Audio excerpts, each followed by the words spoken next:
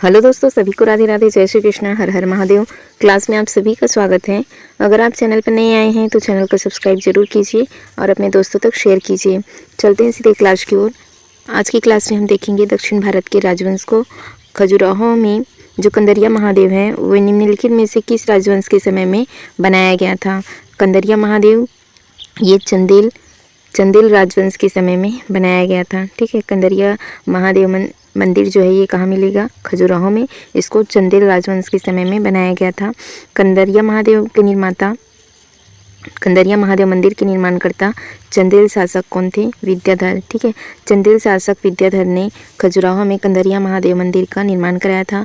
विष्णु मंदिर जो चतुर्भुज मंदिर खजुराहो में है, उनके निर्माणकर्ता चंदेल शासक किसने बनवाया था?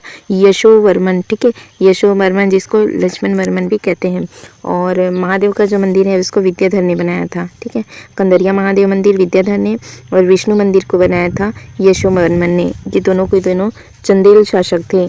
चंदेल शासक यशोवर्मन के जो पुत्र हैं धंग देव ने खजुराहो में विश्वनाथ, वैद्यनाथ एवं जिननाथ मंदिरों का निर्माण कराया था।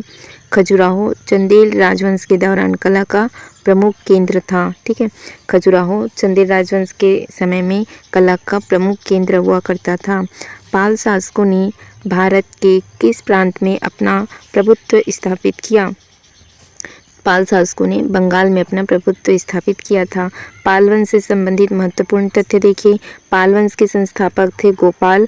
गोपाल ने 750 से 770 ईस्वी में बौद्ध धर्म का अनुयायी था। और पाल साम्राज्य का विस्तार संपूर्ण कहाँ पर फैला हुआ था? बंगाल, बिहार एवं कन्नौज तक यह फैला था। ठीक है, पाल साम्राज्य बंगाल में, बिहार में और कन्नौज तक फैला हुआ था। अंतिम शक्तिशाली शासक था रामपाल और पाल वंश का संस्थापक था गोपाल। ठीक है, पाल वंश का संस्थापक था गोपाल और अंतिम शासक, ठीक है, पाल वंश का अंतिम शासक था रामपाल। इनकी राजधानी थी मुंगेर। और पाल वंश के प्रमुख शासक गोपाल, धर्मपाल, देवपाल, महिपाल प्रथम और रामपाल, ये पाल वंश के प्रमुख शासक हुए हैं। राष्ट्रकूट वंश के कृष्ण तृतीय ने चोल शासक परांतक प्रथम को पराजित करने के बाद दक्षिण भारत के किस शहर में एक विजय स्तंभ और एक मंदिर की स्थापना की? वे रामेश्वरम में किए थे। ठीक है, राष्ट्रकूट वंश के जो शासक हैं कृष्ण तृतीय ने तक्कोलम के युद्ध में चोल शासक परांतक प्रथम को पराजित किया था। तक्कोलम के युद्ध में विजय के पश्चात कृष्ण तृतीय ने रामेश्वरम में एक विजय स्तंभ और गंडमार्तंडादित्य व कृष्णेश्वर मंदिर को स्थापित किया। शांति पुराण के रचनाकार व कन्नड़ भाषा के कवि पोन्न कृष्ण तृतीय की राजसभा में रहते थे। ठीक है, जो शांति पुराण के रचनाकार है कन्नड़ भाषा के कवि पोन्न, वे किसके राजसभा में रहते थे? कृष्ण तृतीय के राजसभा में रहते थे। बंगाल में स्थित जो सिद्धेश्वर महादेव मंदिर है वे किस राजवंश की वास्तुकला को दर्शाता है? पाल राजवंश के वास्तुकला को दर्शाता है। जो बंगाल स्थित सिद्धेश्वर महादेव मंदिर है वे पाल राजवंश के स्थापत्य को दर्शाता है।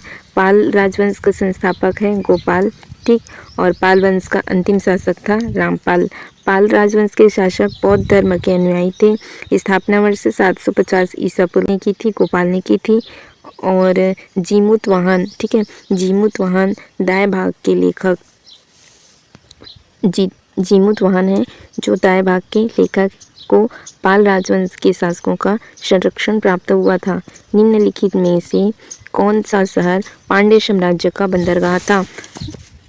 कोरकाई था। ठीक है, कोरकाई पांड्य साम्राज्य का बंदरगाह था। पांड्य साम्राज्य की राजधानी थी मदुरई। ठीक है, पांड्य वंश की राजधानी थी मदुरई और पांड्य साम्राज्य का प्रतीक था कार्प।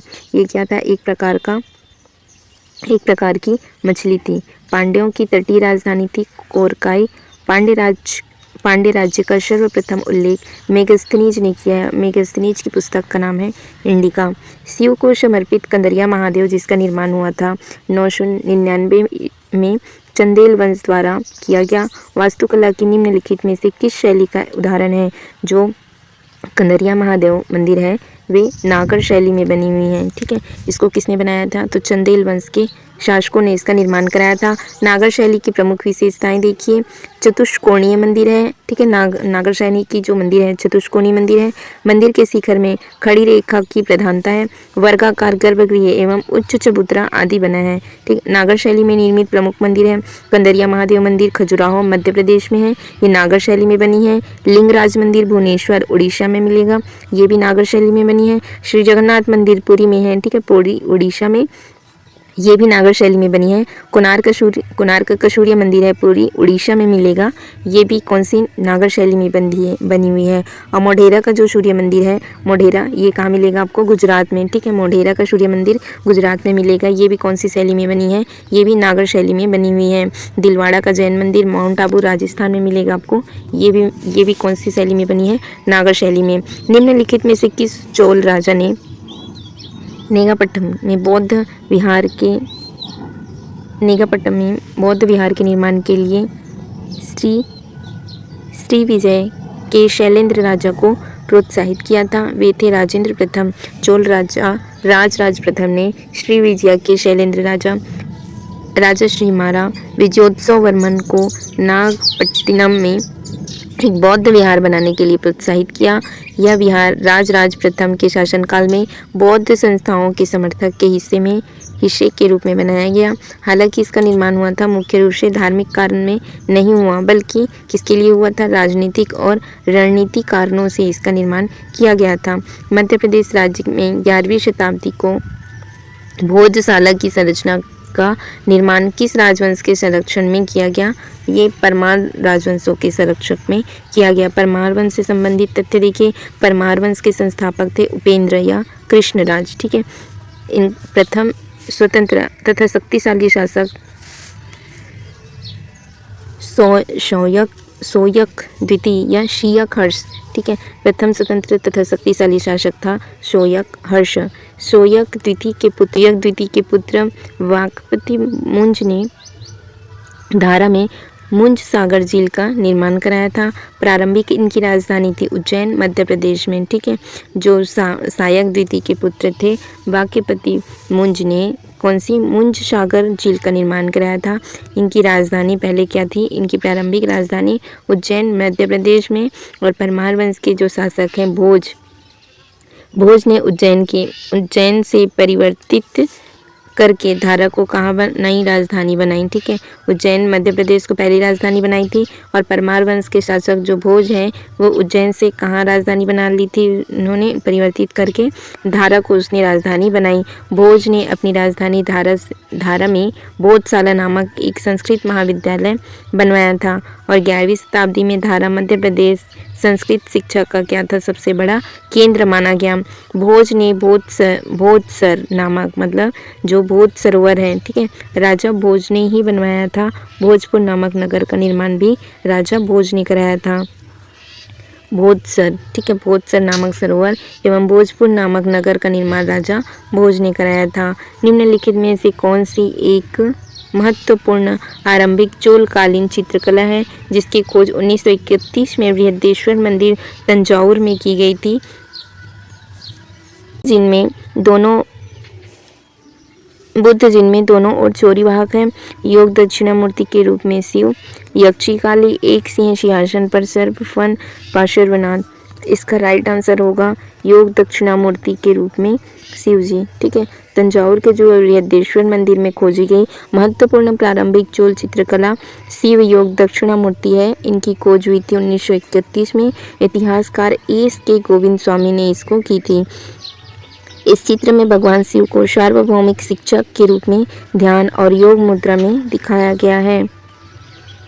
बृहदेश्वर मंदिर को बड़े मंदिर के नाम से भी जाना जाता है, ठीक है। और यह चोल वंश के सबसे महत्वपूर्ण स्मारकों में से एक है, ठीक है। राज प्रथम ने बृहदेश्वर मंदिर का निर्माण कराया था। यह बड़े मंदिर के नाम से जाना जाता है। चोल वंश के सबसे महत्वपूर्ण स्मारकों में से एक है, ठीक है। राज प्रथम ने इसको बनवाया था। पार्श्वनाथ जैन धर्म के कौन से नंबर के तीर्थकर थे, जैन धर्म के 23वें तीर्थकर थे पार्श्वनाथ जी। पहले तीर्थकर थे ऋषभदेव जी। 24वें तीर्थकर थे महावीर स्वामी, जो 23वें नंबर के तीर्थकर थे पार्श्वनाथ जी ने, जिन्हें जिनका अक्षर क्या था, सर्व क्षेत्र के साथ में दर्शाया जाता है। यह चित्र मुख्यतः किसके, तो जैन कला में पाया जाता है, ना कि चोल कला में। ठीक है, यहाँ की जो कला है वे जैन कला से संदर्भित है। पार्श्वनाथ जी के जो चिन्ह था वह क्या था, सर्प था। बृहदेश्वर मंदिर का निर्माण किसके द्वारा करवाया था, तो इसको बृहदेश्वर मंदिर का निर्माण राजराज प्रथम ने करवाया था। ठीक, और द्रविड़ शैली में निर्मित है। ठीक है, अन्य नाम था राजराजेश्वर मंदिर। ठीक है, इनका नाम था राजराजेश्वर मंदिर। और स्थिति जो तंजावुर तमिलनाडु में मिलेगा। ठीक है, तंजौर तमिलनाडु में मिलेगा।